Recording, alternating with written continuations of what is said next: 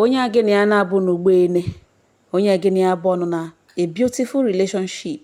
ịma na ọ hụrụ gị n'anya, ịma na ịnụ ya n'ala ala obi, ịma na agụọ ọgụ ọṅụ before ya gụọ ọzọ, o doro gị anya ọfụma ọfụma na o jighị egwu egwu. Biko nwanne m nwoke, nwanne m nwaanyị, return that love. Ụnụ ma na aka nri kwụ aka ekpa kwụ aka nri. Ihe memere emema eji akpụ ya nwa mma. Yes, you cannot eat your cake and still have it. Ji gbajie ọ gbajiele. Chineke kere mmadụ n'ụdị dị iche iche. O nwere ihe mmadụ ga na-edie mana otu ụbọchị ya sị na ya edijurule na buru ya n'isi ịkụ ya n'ala, ihe ahụrụ ya ahụzi ya. Ọ wụghị onye ọbụla na-agawa ihu ya gakata ihu ya gawa ha azụ. O nwere ndị maara ebe ha na-aga, o nwekwara ndị ma ebe ha shi. O nwere ndị na-enwe ihe gbasara ha gbasa confusion. Biko ụzọ ihe abụọ m chọrọ ịrụta aka ya wụ ihe na m kwuru ngalugbo ene. Ọzọ dị ka ibe ya wee wụrụ, ọ wụrụ na biko ị chọrọ ịrekọmendị nwaanyị mba anọ to somebody, gwakwa onye ahụ ihe m na-eme, biko ka onye ahụ ghọta, n'ihi na o nwere ụfọdụ anaghị aghọtacha. Ahụna m ndị na-akpọ ha sị m olee ihe ha ga-eji egburu di ụwa ha ehi, na ele otu a na-esi egburu di ụwa ehi. Ụfọdụ ajụjụ ndị a na-ajụ m ama m docha m anya, mbịa kọwa jụwa si aghọta m ihe ọ na-ekwu. Ihe ọzọ ị ga-anụwo, o sorry, eche m ị na-eme ihe eze nwanyị. Ana m eme ihe eze nwanyị. Ihe eze nwanyị dị iche na mmadụ ịma omenala. Ihe eze nwanyị, ihe ndị ya nọ na mmiri na-eme na ndị na-akwa aja na ihe ndị na-eme ihe ndị ọzọ, ọ dị iche na mmadụ ịma ihe wụ omenala. O nwere ihe a na-akpọ omenala, tradition. Ọ wụghị gbasata ihe dibịa ya wee wụrụ ya. Ihe butere m ebe a n'abalị a na-awụ, e nwere otu nwanne anyị nwaanyị kpọrọ m na fon sị m nwaanyị mba nọ m za ya sị m biko na ọ mmadụ rekọmendịrị mụnwa, na ọ mmadụ nyere ya nọmba m si ya kpọọ m kọwatatụrụ m na m ga-ama 1 or 2 m ga-eme ọ m ga-enyere ya aka, na m biko na ya wụ nwaanyị ibe m, na m kweta maka na ya wụ nwaanyị ibe m, na mmarụ taa onye a ji dị convinced that na ya ọwụ na mbata n'okwu a na okwu ga-ajụ oyi, na m biko nyere ya aka. M sị nne m ịrịọgazi mọda na ihe nwa ị na-ekwu ekwuba ekwu, mana otu isi arịọga gaa straight to the point, let me understand ka m ghọta ihe merenụ. Ya sị m that na ya nọ na relationship for over 1 year now with somebody, na the guy hụkwara ya n'anya na oji ya egwu egwu, na ọ na-enyekwere ya aka, na o nyere ya aka in many ways, ya gaghị agọla ha. Na in fact na the guy na all God sent, Chineke jiri gọzie ya. So mana o nwere little mistake ya mere kemgbe 4 months, na ya arịọgidere na mhụ ya na ya atacha n'ahụ, na ya amazighị what to do, na ya akpọla pastor ekwuo no way, na ya akpọla the guy's godfather, it was somebody ọ na-anara advice from, the man ekwuo ọnụhụ, na mbiko nyere ya aka, na o nwere ike n'ọnụ olu m na ọ ga-enwe mgbanwe obi. Ya sị na ya mere mistake ahụ, mana ya mahụ na ọ ga-erute otu a o si rute n'ụdị o ji rute. Anọ ihe a ka ọ nọ ọkpụ n'ọnụ ya kpughige n'akwa ya ebe bejuruchagbuo lughachita ha n'okwu. Ya sị m that na ọ kpọrọ ya one certain time, that was 4 months ago, na ọ kpọrọ ya si ya na ya ejighị ahụ. Ya sị ya dịcha nnọọ worried, njụkwana ya olee otu o si na-eme, ọ ṅụọ nọ n'ọgwụ. Ya sị na ya ṅụọ n'ọgwụ mana ya dị weak, na ya gara lab ga-emecha ihe niile wụ lab ma result test onwe ya all right round. Naanị ha chọtara na ọ wụ typhoid, na ihe nwere typhoid, so agụkwara ya ọgwụ ma ka a gbara ya agba ma gịnị, mana ihe nọ dị na ya dị weak, na ya ga-abịanụ bịa nyere ya aka hepụta ya. Ọ wụrụ ma ishiri ige mmiri ọkụ ya eshiri ige ya, so oke na ya ga-abịa. Ya nọzi di a o rughị 30 minutes ya zachara kọl ahụ, younger sister ya kpọọ ya dat na mma ha eji ha ahụ, ya etie na mma ya na mma ya zụrụ ha, na mpa ya nwụọna for long, na mma ya dị down, na mma ya dị worried. na m hụnanụ na ọ mmanya ka a na-ekwu okwu ya, ya mere foonu kpọghachiwazie enyi ya nwoke nsị ya biko na ya ewela iwe na ya eji Chineke na-arịọ ya na ya ma na-eji na echi na ya ga-abịa na nwanne ya nwaanyị yọnga sista ejọsụrụ kpọọ ya ugbu ene si ya na ya mma ha dị down n'oji ha ahụ and enweghị onye nwere ike ịgbakwute ebe ahụ nwekwa ọgwụ ya nwa onye ga-asị ụka eweta deposit or anything ya ka ya gaa rọshịa kpụrụ ya gawa ụlọ ọgwụ na the guy ya si ya oke na ya rọshịa na ya don't worry na ya ga-manage. So ya kpọghachizie nwanne ya nwaanyị si ya na ya were foonu nye mama ya ka ya nụ olu mma ya marakwana how serious ahụ ya ahụ mere ya. Ọ ya ka ya na mma ya nọ na-ekwu ya bịa chọpụta na ote nwanne ya nwaanyị shiri kwu na ahụ shi emege mma ya na ọwụghị otu ahụ ka o shi emege na ọ dịghị that serious. So ya gwazie mma ya that na ya ga-abịa ya ga-alọta na weekend ya next weekend ya na that day ihe a megekwa na ọwụ Saturday. Ya gwa mma ya na ya ga-alọta next weekend ya na ihe gwere ka ya chọọ obere ego send ara ya ka o were zụrụ ọgwụ. Mma ya asị o being that na ya na mma ya ekwuole ọwụzie na ya agaghị alazi ụlọ ahụ ya amaghị otu ya ga-esi kpọghachiwa ha kwa enyi ya nwoke bịa gwazie na ya akpọkwala mma ya na ọ dịzikwa ihe ya serious na ya agaghị agazi na ọbịa dịcha ya ka okwu ụmụaka. So na ọhịa kpatara na ya ejiri ya kpọghachizihụ enyi ya nwoke gwa ya na ya alazighị ụlọ ahụ. So na ya nọzi fon ya ring enyi ya nwaanyị akpọ ihe akwanụ Friday enyi ya nwaanyị si ya bịa na babe na ya bịa na something day ya dress gị na okwekwe na ha agwa ya si ya bịa na something day na ya dress ya well bịa na taa na Friday ya si chai na enwekwara ebe ya chọrọ ịga ọ sị ya na ya bịakwanụ persuade ya ya dress ya bịazie wụrụ na enyi ya nwaanyị ahụ enyi ya nwoke bịara ya na enyi ya nwoke. So that's ihe ọ pụtara wụ enyi ya nwaanyị ahụ her boyfriend and her boyfriend's friend bịara so na ha chọrọ ịgakwa na club. Ya sị ha no na ịgwa na ya that no club ya mara ya no ọ sị ya na nkwere ihe o mere na o dressụrụ well ka ha gawa n'ọnụ ka ha gawa na ọ ma na ọ fun enwe na taa ihe a no weekend. So ya enwezighị any other option than isoro ya gawazie club. So four of them agazie club na mụ na n'otu ekwensu na-eshi arụ ala rutezie na club ebe ahụ the least person ya mere respect ịhụ ebe ahụ onye ahụ ebe ahụ ya wụ this her boyfriend's friend ya na enyi ya nwaanyị bịakwara club na that same place na ara agba ya and ọwụdodohụ na steeti ebe ha nọ na ihe anọ mege na dịcha nnọọ ka na ọ dị adị ya ka tetode na ọ dị ya ka dream na agwa ya n'elu ụwa na ihe dị otu a nwere ike ime ya agaghị ebelivu na till now ọ dị ya ka ọ dream ka ọ na nrọ na ihe anọdụ ebe ha gara klọb awụdịdị na steeti ebe ha bi no the next neighboring state n'ọwa ebe ha gara klọb ahụ n'Owerri. So ka ha ruteziri di ya hụzi her friend's best friend ya na enyi ya nwaanyị ọ chọkwara ịlụ ya ma the girl bịakwara the club. So ya hụ ya pull out gakwuru ya si ya biko na ya gwakwala enyi ya nwoke na ya biko. The guy ya elewe ya jụọ na gịnị m ka na ọwụ ya na ya soro bịa ọgwawa ya na oji ha ahụ maka ya eji ha fat na long story. The guy jụọ ọsị na enyi ya nwoke eji anya sị no one day ya na-akpọ nọmba ọ naghị epiki ka ya kpọghachi gị ya akpọọla severally o piki ọ gịnị mere ya sị na ogwe last ya na ekwuru ọsị na oji ha ahụ. So the guy adịzie worried pụzie eji ka kpọọ akwa nọmba ahụ again kpọzie ya epiki ya gwa ya sị ya sorry na ya dị sorry na ọgwụ ya gbara buturu ya na ya dị down. So mara na n'uwe ụmụ nwoke ọ ga-ajụwazie enyi ya nwoke that na ya enyi ya nwaanyị ọ dị away na oji ha ahụ ya si yes na ọ sị na ya ga ile mmanya na ọ gara ile mmanya eji ahụ ya si wiche mmanya. So enyi ya nwoke werezi iwe ga-agwawazie enyi ya his best friend that na ha niile nọ na ya jamụrụ ya nwa na club ebe ugbu a. The boyfriend ya si ya na ọ washi na ewere phone ahụ ga-enye the guy abata si ya bịa ya pụta outside ọsịsọ ya pụta outside o were phone anya ya so talk to your boyfriend. So werezie phone kpọzie si ya babe biko na eweli iwe na ya lọta ka emere ya explain na ọkwa ihe o chere. The guy ya si oke nsogbu anọ gbanyụọ phone na since ahụ ka ya lọtazi the next day gakwuruzie ya kọwaziere ya ote mma ya shiri iwe ọgwawazie na ike ikwu okwu adịghị na ya dị down na-ekwucha na ihe mere na ya sị ya so okay the reason ya ji chọ ka ọ bịa ka ya tọtụrụ jụọ ihe niile nọ here na emefukwala 1p na ebe because tomorrow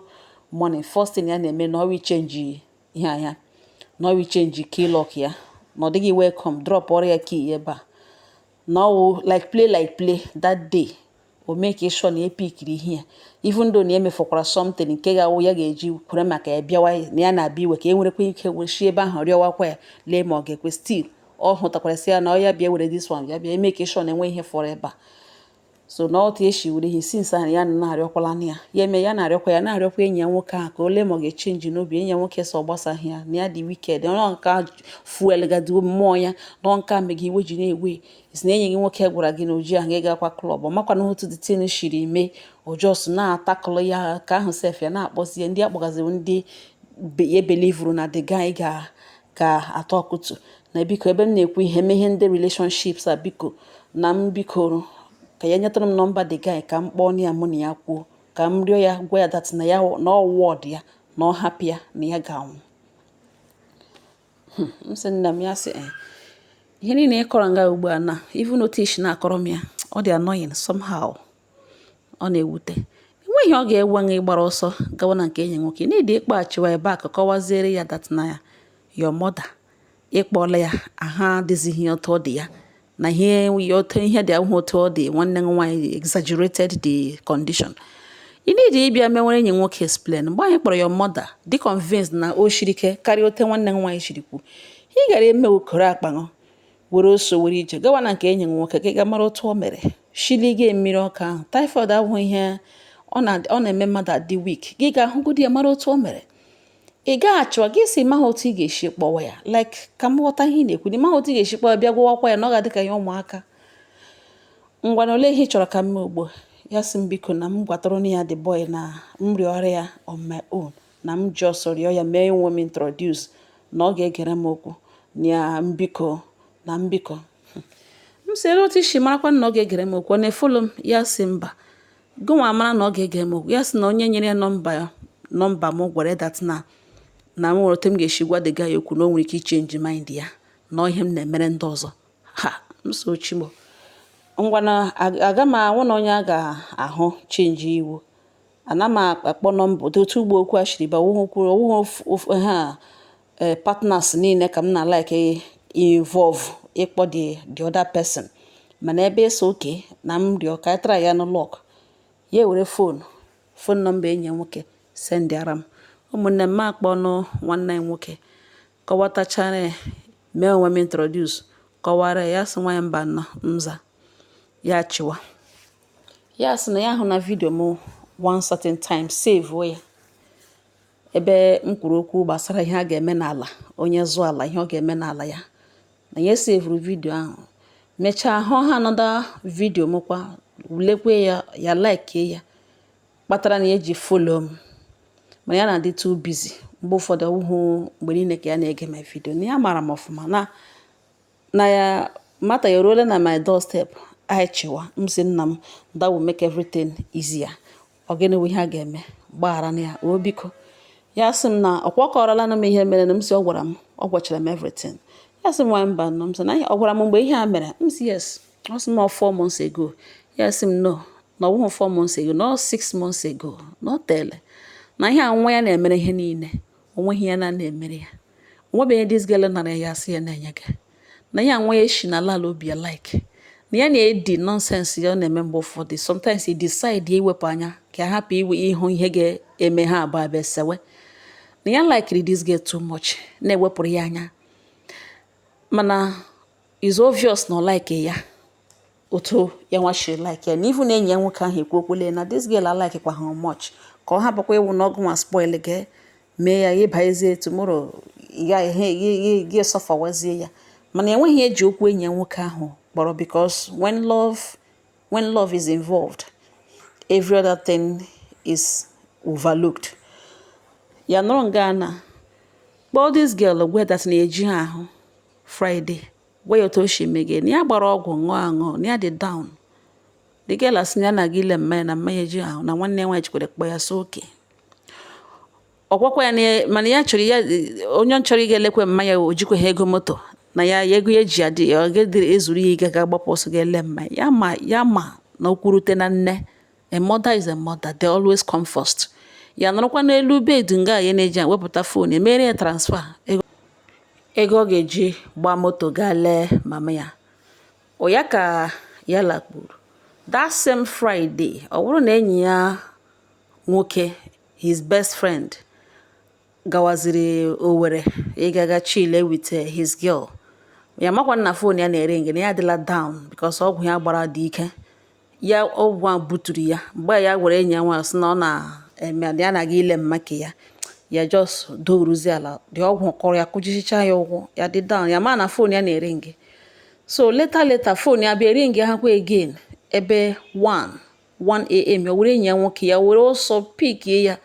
because mmadụ ịkpọ mmadụ by that time maybe onye ahụ gabigaga through something ya were ọsọ n'ụjọ pick the call.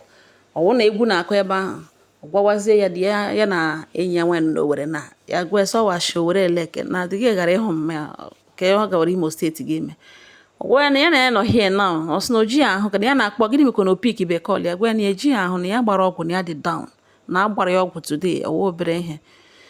Enyi ya nwaanyị ka jụwa sị na enyi ya nwaanyị ọ dị aware that na eji ahụ ya gwa sị yes na ya kpọrọ ya gwa ya na eji ahụ ọ kpọghachi ya gwa ya na nwanne ya nwaanyị akpọọla ya na ọ sị na mma ha eji ha ahụ ya nye ya ego moto ka ọ ga-elenụ mma ya ele nke ọ na-ekwuzi okwu na ọ hụrụ ya n'Owerri. Ọ sị ya na ya abụọ nọ na klọb na ihe akpọga ya ka ha gaa hang ya sị enyi ya nwoke na o were foonu nyegodi ya o were foonu ga-enye enyi ya nwa wụrụ na eziokwu truly na the girl gara Owerri ga ịgba klọb. Ihe ahụ ewute mana ya ekpebie n'ime onwe that na ọ dịla over na onwebeghị ya na-emere this girl mana o doo ya anya that na this girl ahụ ya n'anya otu ya nwa shiri hụ ya. Imagine na eji ha ahụ ọtọ ashị kọ ihe ọ kọrọ akụkọ mmanya ejikwa ahụ mee nọrọkwa n'elu ya narakwa ya ego moto gawazie club. That's no na ya agaghị eteki ya. So ya conclude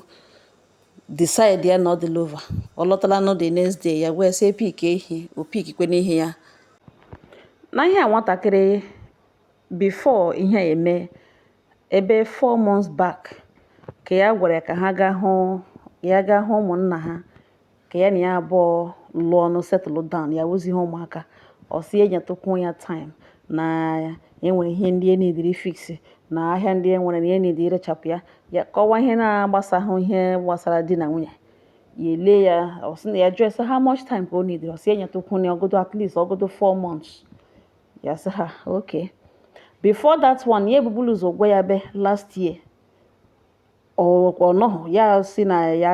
adịghị serious na mgbe ya dị serious ya gwa ya na ya dị serious ọ na-akụpụ eme ka ya nwa adịghị serious ya gwa ya sị ndelu nwoke adịghị serious ọ na-propose marriage na ya dị serious ka ha gaa settle down. Ọ gwawa ya sị enwe ndidi na na-esho taa na ọ matachabe ya nwa amatachabekwana ya onyekwa excuse ka ya before nke ya proposal last still ọtọ nọ ya down si enyekwu ya 4 months. So that is obvious na nwe ihe o jiri ya kpọrọ ya tago rucha ihe otosha hụta eruchakwuru na health ya chekicha the thing ọ dịrị easy but na he had to break up with her and since ahụkwa no 6 months now na ya enwetala onye ọzọ ya emuvuole on ya enwetala another girl the girl self ya galaga hụ ndị nwe ya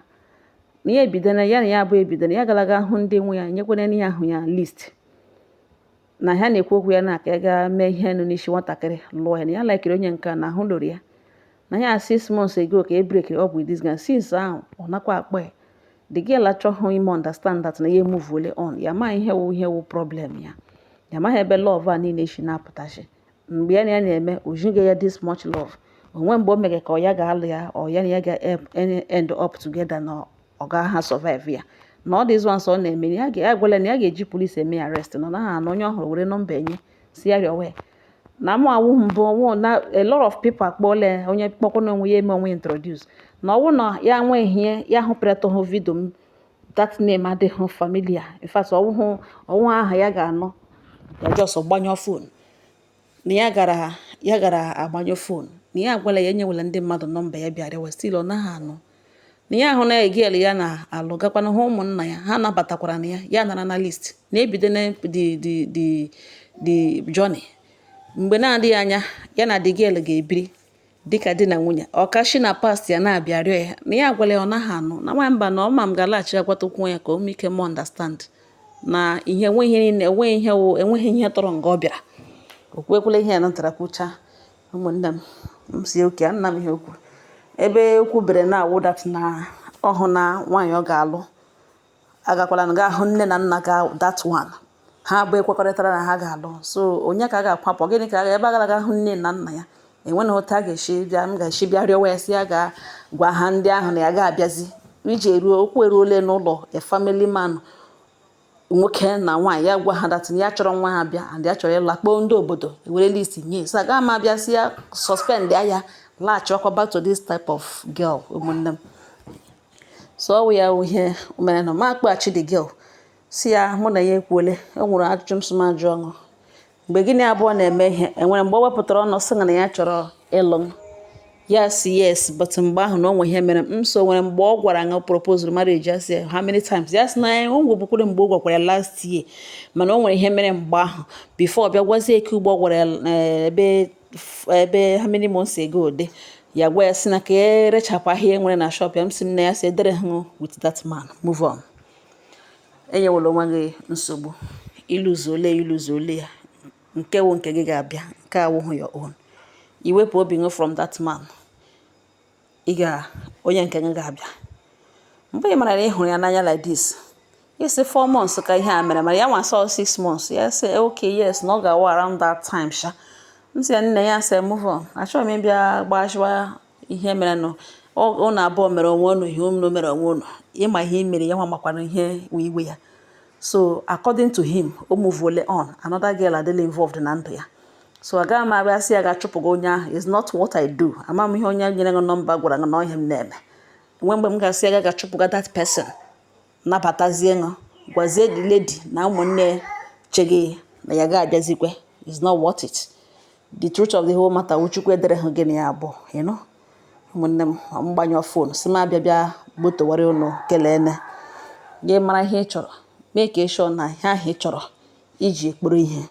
ị gaghị achọ something ị nidiri something ọ nọ n'okpuru imi gị na agma ya imi agmana ya imi weta ihe ahụ ị chọrọ kpokpokwa ya were ya mere ihe mejie ya ọfụma ihe ị chọrọ ịma ihe ị chọrọ ihe ahụ ị chọrọ nọ n'okpuru imi ọ nọ n'ọba aka oke na ọrụ nwe ileji ihe ahụ anya mejie because ọ ihe ị chọrọ ị gaghị na-eme gị na-eme like enweghị iji ihe ahụ kpụrụ wale ihe ahụ hụrụ na ezigbo mkpa mụnne m ọ ga-ahịa m sị m abịa gbotowara ọnụ ka onye ọbụla lerukwenụ anya n'ihi na mgbe ụfọdụ ihe mebie o mebiele ọ nga ọha na m n'ọnụ udo dịrị unu.